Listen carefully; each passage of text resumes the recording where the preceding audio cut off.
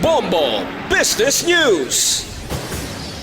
Nagapabiling stable sa Department of Trade and Industry o kung DTI Region 6 ang presyo sa mga kandila ag bottled water samtang nga nagahilapit ang Pista Minatay. Sunod kay Director Maria Dinda Tamayo ang OIC Regional Director base sa ila price monitoring sa mga grocery stores kag supermarket sa bugos nga rehiyon. Wala sang may na-record nga overpricing sa presyo sang kandila kag bottled water nga amo ang may mataas nga demand subo nga mga tinion.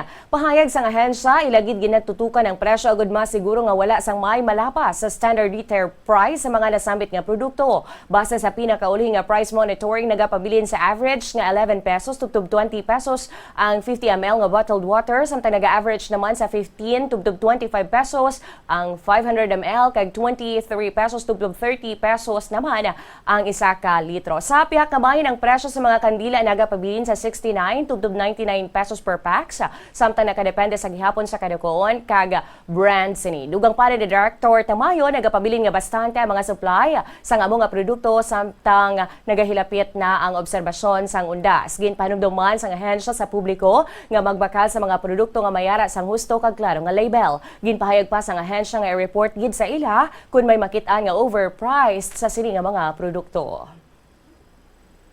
Bombo Foreign Exchange Update is brought to you by Queen Bank Business Banking. Ini nga foreign exchange rate ginbasa natin sa closing transactions kahapon sang hapon. Magabukas liwat ang transaction las 9 subo nga aga. Sa liwat ginkuha ini nagikan sa Bankers Association of the Philippines sa BAP kag sa Bangko Sentral ng Pilipinas sa BSP. 58 pesos and 85 centavos baylo sang US dollar, 7 pesos and 59 centavos baylo sang Hong Kong dollar, 45 pesos and 49 centavos baylo sang Singapore dollar, 15 pesos and 73 centavos baylo sang Saudi Real kag 68 pesos and 46 centavos baylo sang euro.